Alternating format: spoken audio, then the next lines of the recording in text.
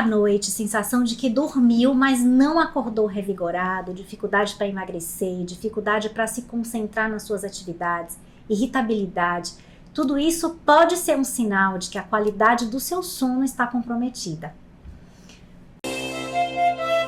Olá, eu sou Adriana Silveira e vocês estão no Pode Ouvir, o seu podcast de nariz, ouvido e garganta. E aqui comigo a doutora Juliana Veloso, que faz parte do nosso corpo clínico, né? O corpo clínico do Nooba, há bastante tempo já, né, Juliana? Sim. Muito prazer em te receber aqui. Prazer é todo meu. Boa noite aos ouvintes do Pode Ouvir. É um prazer enorme falar sobre um assunto tão gostoso como o sono, um assunto que eu realmente sou apaixonada. Muito legal, eu também gosto muito desse tema, porque eu costumo dizer muito para os meus pacientes assim, que o sono é um dos 4 pilares importantes para que a gente possa sustentar a nossa saúde, né? Sim. Então, assim, ter um sono de qualidade, uma alimentação saudável, poder equilibrar as nossas emoções, que é a tão famosa saúde mental, e uma atividade física regular, né? Perfeito. O corpo em atividade. Sem esses 4 pilares, a gente não consegue, né, sustentar, manter e até melhorar a nossa saúde. Perfeito. E o sono é importantíssimo para isso. Sim. E eu me preocupo muito assim com a normalização que eu tenho visto do uso de medicamentos para dormir, e tenho visto muito assim os pacientes negligenciando as questões básicas, assim, o que como cuidar desse Exatamente. sono, das medidas básicas que eles podem fazer para ter uma qualidade melhor de sono. Perfeito. Então, assim, fala pra gente, assim, qual é a importância, né? Por que o sono é tão importante para nossa saúde? Nossa, o sono é vital para nossa saúde. É durante o sono que a gente tem as principais funções restauradoras do organismo. Então, tudo que imaginar vai acontecer durante o sono. No sono a gente tem reparação de tecidos, no sono a gente tem síntese proteica, no sono a gente tem construção de massa muscular, no sono a gente tem fortalecimento do sistema imunológico. No sono a gente também pode produzir alguns hormônios, como por exemplo a melatonina, que é o hormônio do sono, como por exemplo o GH, que é o hormônio do crescimento, um hormônio anabólico, importante na infância inclusive. Então as crianças privadas de sono têm uma dificuldade também de crescimento. No sono a gente consegue reduzir, por exemplo, o nível de cortisol, que é o hormônio do estresse. Então a gente consegue ter uma qualidade de vida melhor, um poder cognitivo melhor, uma labilidade no humor muito melhor. No sono a gente consegue fazer consolidação de memória, a gente consegue consolidar todo o aprendizado que a gente tem durante o dia. Então, sono bom, uma boa noite de sono é de suma importância para a qualidade de vida. Zerar a nossa quilometragem, né? Sim. É isso que eu falo para eles, assim, a gente teve uma boa noite de sono, zerou a quilometragem, tá novo, né? Tá pronto para poder ter um dia superativo e produtivo. Exatamente. Né? Sem aquela sensação de fadiga o tempo inteiro. A gente, como otorrino, costuma receber muito no consultório os pacientes que vêm muito com a queixa de ronco, né? De ronco, de apneia do sono, né? E o estudo, a medicina do sono, né? Que é a sua especialidade, assim, tá muito além, né? Somente do ronco. Então, assim, fala pra nós, né? Assim, quais são os principais distúrbios do sono, né? O que a gente pode ter além do ronco e a apneia, que é o mais comum, né? O que é mais falado no dia a dia. Eu poderia aqui passar 24 horas nesse podcast falando sobre todos os tipos de distúrbio do sono. Existe uma classificação internacional de distúrbio do sono que divide em algumas seções as patologias do sono. Então, nós temos os distúrbios respiratórios do sono. Nesse distúrbio entram distúrbios obstrutivos, como a apneia obstrutiva do sono, a síndrome de resistência adverbia superior, a síndrome de hipoventilação e obesidade. Entra também os distúrbios respiratórios centrais. Temos os distúrbios de movimento, que entra também o bruxismo do sono, síndrome de pernas inquietas, transtornos, né, de movimentação periódica de membros inferiores. Entram as parassonias, que são os transtornos tanto no sono profundo, não REM, que é o sono N3, como no sono REM, que são os pesadelos, a paralisia do sono, o terror noturno, o despertar confusional. Entram também os distúrbios de ritmo circadiano, que podem ser o jet lag, que são os pacientes que viajam, né, para mais de 2 fusos, os atrasos de fase, que são os adolescentes que estão dormindo cada vez mais tarde, e isso gera uma repercussão, porque esse adolescente que dorme mais tarde, ele deveria acordar mais tarde para ter um tempo de sono suficiente. E eles vão despertar mais cedo para ir para a escola, enfim, fazer suas atividades, então eles acabam privados de sono. Então essa privação crônica de sono, inclusive, vai levar a um mau desempenho intelectual desse adolescente.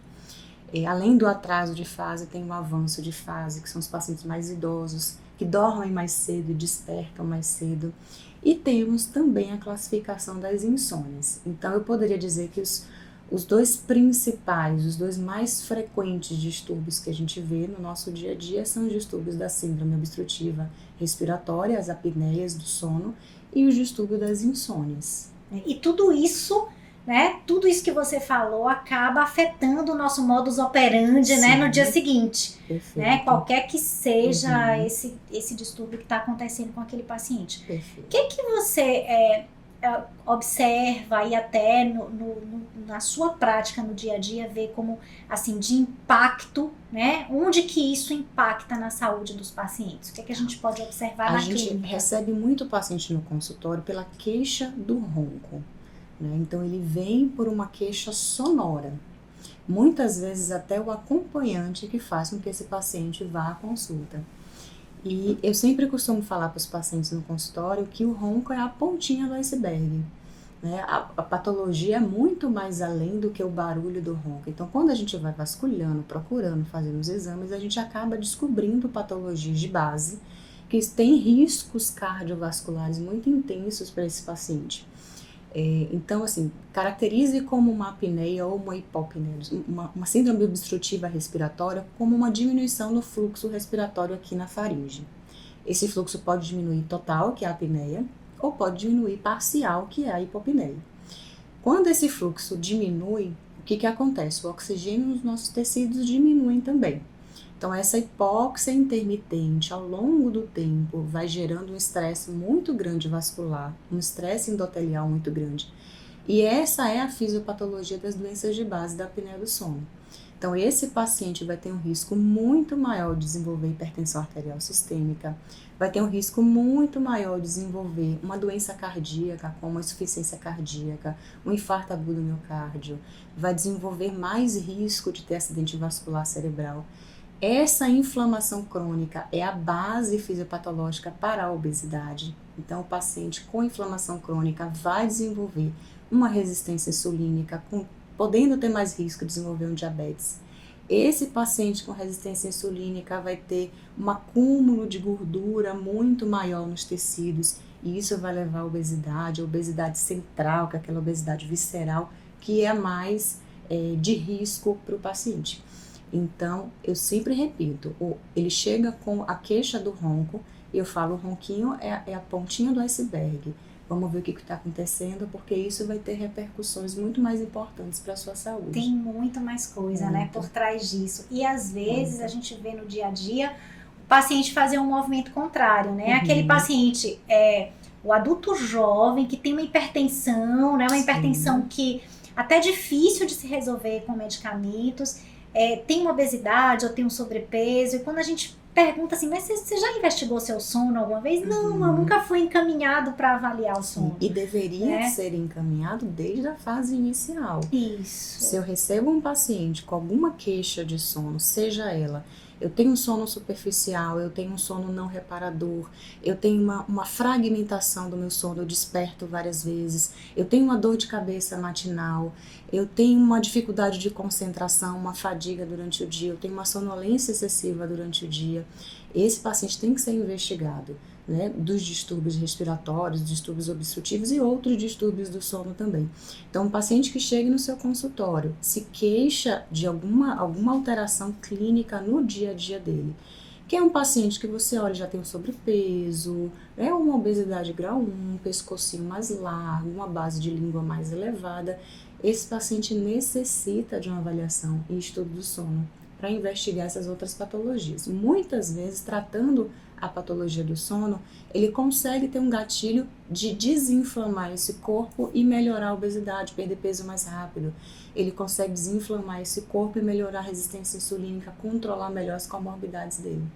Então, assim, é verdade, totalmente verdadeiro que quem dorme menos ou quem dorme mal, ele é mais ansioso durante o dia, ele é mais irritado, ele come mais. Sim. E por mais que ele siga até um plano alimentar, ele tem mais dificuldade de ter resultado. Principalmente porque ele tem um corpo inflamado. Então essa inflamação crônica vai levar ele até dificuldade na perda de peso, dificuldade de controle de patologias.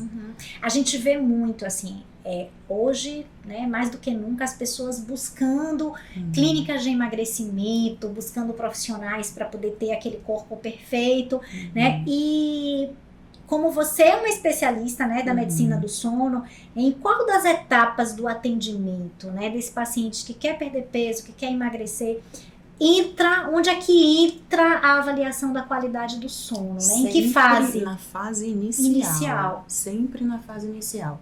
Chegou no consultório, tem queixas repercutivas durante o dia, tem queixas de má qualidade do sono, esse paciente tem que ser investigado. Sempre, eu não preciso deixar ele numa fase posterior. Então, eu posso fazer algum exame que diagnostique uma alteração no sono para esse paciente.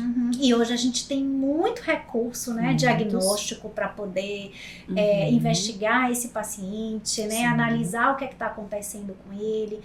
E o que é que você, assim, de que forma você enumera os recursos diagnósticos que nós temos hoje, né? A gente vê muita resistência do paciente, às vezes, a fazer uma polissonografia, né, no laboratório do sono, porque a gente sabe que não reflete, né, a realidade nem sempre, ele fica mais ansioso.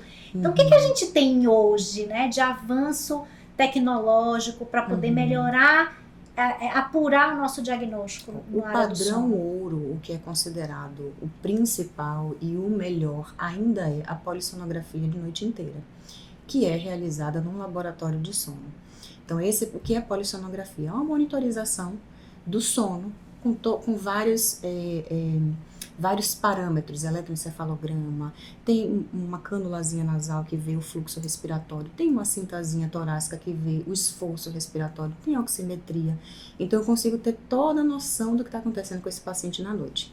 Esse exame, essa polissonografia, ela é dividida em 4 tipos, né? Eu tenho a polissonografia tipo 1, que é essa polissonografia de laboratório do sono, com um técnico assistindo esse exame, esse técnico pode intervir se eu tiver alguma perda de algum canalzinho desses eletrodos, se acontecer alguma coisa que modifique o resultado do exame, o técnico intervém para ter uma qualidade boa de resposta desse exame. Temos a polissonografia tipo 2, que é igualzinha à polissonografia do laboratório do sono, porém o paciente monta tudo e vai para casa. Essa polissonografia tem pró e o contra. O pró, maravilha, você está em casa, no seu ambiente, você se sente menos ansioso, então você consegue ter uma noite melhor de sono. Contra, você não tem um técnico assistindo esse exame para intervir se necessário. Temos, ainda é um exame também oneroso, a polissonografia tipo 2. Temos a polissonografia tipo 3, que é uma monitorização cardiorrespiratória que você avalia só o fluxo respiratório, o esforço respiratório com as cintas e a oximetria de pulso e a frequência cardíaca. É uma monitorização em casa, portátil, mais em conta, menos onerosa, então mais fácil de ser realizada, mas não tenho como análise se esse paciente está realmente dormindo. Eu perco o parâmetro do eletroencefalograma. Então, esse exame subestima um pouco a realidade desse paciente, porque para calcular o índice de apneia e hipopneia, eu preciso saber alguns despertares. Então, se eu não tenho essa análise, se o paciente está dormindo, eu não tenho a arquitetura do sono, eu não consigo avaliar, perco o parâmetro. E temos a polissonografia tipo 4, que é algo mais simples, mais portátil ainda, de fácil acesso e muito menos custo, que avalia mais a oximetria.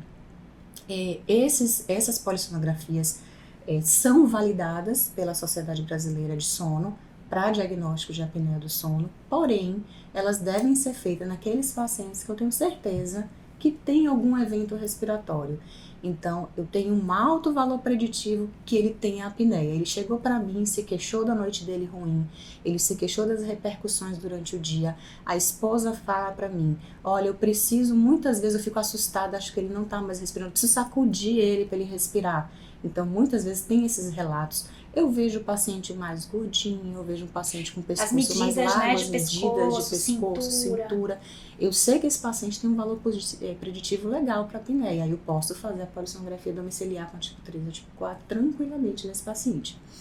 Então, basicamente, são esses tipos que nós temos hoje de análise do sono. Perfeito.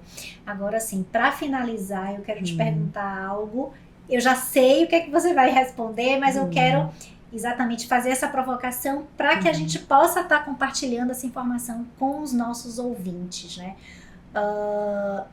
A gente sabe que higiene do sono é extremamente importante e o que a gente vê na prática é o paciente dizer, doutora, né, ou fulana, me diz o nome de um remédio para eu dormir. Um indutor de sono. Né? E a gente vê muito, às vezes, pessoas, né, se automedicando porque o amigo começou a usar e deu certo com ele, né? Assim, entrando numa sequência de usar a medicação e não resolvendo o básico que poderia ajudar ele. Exatamente. Funciona se não tiver higiene do sono? Não funciona se não tiver higiene do sono. Higiene do sono, são medidas educacionais, né? São orientações básicas, simples, que qualquer pessoa pode fazer em casa. Geralmente orientada para os adolescentes, para os adultos, para os insones, né? Os insones, eu oriento muito a higiene do sono. Insones são aqueles pacientes que têm dificuldade de iniciar o sono, ou manter, ou desperta precocemente, que tenham repercussões clínicas durante o dia, por mais de 3 vezes na semana, por mais de 3 meses. Então, esse é o paciente insônia. Então, a higiene do sono faz parte do tratamento desses pacientes. Então, quais são essas medidas educacionais que eu posso passar ao paciente? Coisas simples, evitar álcool, evitar o tabagismo, fazer atividade física, se expor à luz solar pela manhã, é necessário exposição solar pela manhã para a gente produzir melatonina bem à noite. Um paciente precisa ter um horário regular para deitar, um horário regular para levantar. Esse paciente precisa ter um local, né, calmo, um local com baixa luminosidade, com baixo ruído, com a temperatura controlada, temperatura não muito quente, não muito frio. Esse paciente precisa evitar a exposição à luz de eletrônicos. Então, pelo menos 1 hora antes de dormir, esse paciente tem que evitar a exposição a tablets, a celulares, a computadores, a televisões, porque esses eletrônicos, eles emitem uma luz azul, que vai lá no olhinho da gente, na retina, e diminui a nossa produção de melatonina, que é o hormônio do sono. Então, o ideal é não se expor. Oriento sempre o paciente que tem distúrbio de sono, evite cafeína após as 17 horas. Né? Jantar cedo também é algo extremamente importante, né? Uma refeição mais leve, jantar mais cedo, fácil de digerir. Evitar cochilos durante o dia. Eu sempre falo que os adultos são monofásicos, né? A gente tem um sono durante o dia. Se a gente cochila à tarde, a gente rouba um pouquinho do sono da noite. Diferente das crianças, que são polifásicas, principalmente até 5 anos de idade. Essas crianças precisam do cochilo para ter uma boa de sono noturno. Os adultos são monofásicos, então os adultos que têm problema de sono, eu peço para evitar também esses cochilos. Então são medidas simples, medidas básicas, que se a gente seguir à risca, a gente consegue melhorar a qualidade do nosso sono sem a necessidade de entrar com medicação, sem a necessidade de algo mais forte, né? Eu sempre também oriento o paciente a fazer uma restrição de tempo de cama, ir para a cama com sono. Não adianta você ficar fritando na cama, ruminando pensamentos na cama. Então, aguarda um pouquinho. Quando tiver o sono, você vai deitar. Adeque o seu ambiente ao seu corpo saber que a sua cama é para dormir. Então, você não vai comer na sua cama, você não vai assistir televisão na sua cama. Não vai levar coisas de trabalho para o quarto. Você não vai levar coisas de trabalho para o seu quarto. Aquele ambiente, o seu organismo tem que estar adaptado, que ali é para o sono. Então, são medidas simples, básicas, que funcionam e são efetivas. E eu acho que é o ponto que a gente tem mais dificuldade, né, para poder conseguir persuadir o paciente a seguir a risca. Eles querem um caminho mais curto, fácil, mais fácil. Né? Me dê um remédio remedinho e eu vou continuar a minha vida aqui do jeito que eu tô. E é uma frase que eu uso muito, assim, para eles, né? Que é uma frase de Hipócrates, que ele diz: antes de curar alguém, pergunte se ele está disposto a abandonar todos os hábitos que me fizeram adoecer. Então, assim, para a gente melhorar a qualidade de sono, é importante muitas vezes a gente até, com o paciente, sair fazendo aquele checklist, né, com tudo que ele tem no quarto. Às vezes aquela TV com aquela pontinha de luz vermelha que fica ali durante o sono, ar-condicionado com uma luz. Exatamente, às vezes um ruído, né? A gente investir mesmo num bom colchão, né, numa cortina, né, com blackout, para que o ambiente fique, né, mais escuro, sem luminosidade, para que esse sono seja realmente reparador, né, de qualidade mesmo, e seja reparador, e que a gente de fato possa zerar a nossa quilometragem, né? É isso, eu queria te agradecer muito, assim, e até dizer, né, para as pessoas que tem muito mais informações no nosso blog, né, no blog do Noma, inclusive textos escritos pela doutora Juliana, que é especialista e tem vídeos, é só acessar o nosso site, né, o www.noba.com.br, nossas redes sociais, que é o @noba núcleo de otorrino. E é isso, Juliana, eu te agradeço imensamente por você ter compartilhado. Eu fico agradecida por participar e espero que alguma informação, né, seja importante para o ouvinte, tenha tocado, tenha modificado algo para algum ouvinte, já exerci o meu papel. E que a gente possa, de fato, né, ser um agente transformador, né, na vida de nossos pacientes, para que eles possam, de fato, se embasarem nesses 4 pilares importantes. Eu acho que quando a gente consegue seguir, né, a risca, porque assim, uma coisa interfere na outra, né? Se a gente não dorme bem, a gente come mais, a gente tem mais desejo de doces, de comidas mais calóricas, né? Se a gente não faz atividade física, a gente acaba que fica mais indisposto, né? A gente não consegue ter aquele gás, aquela energia.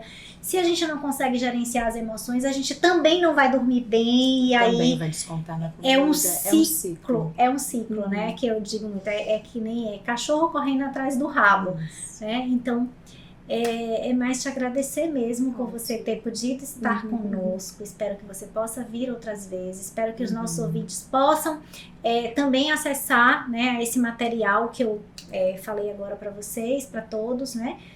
E muito obrigada. Obrigada pela sua participação. Fico muito feliz.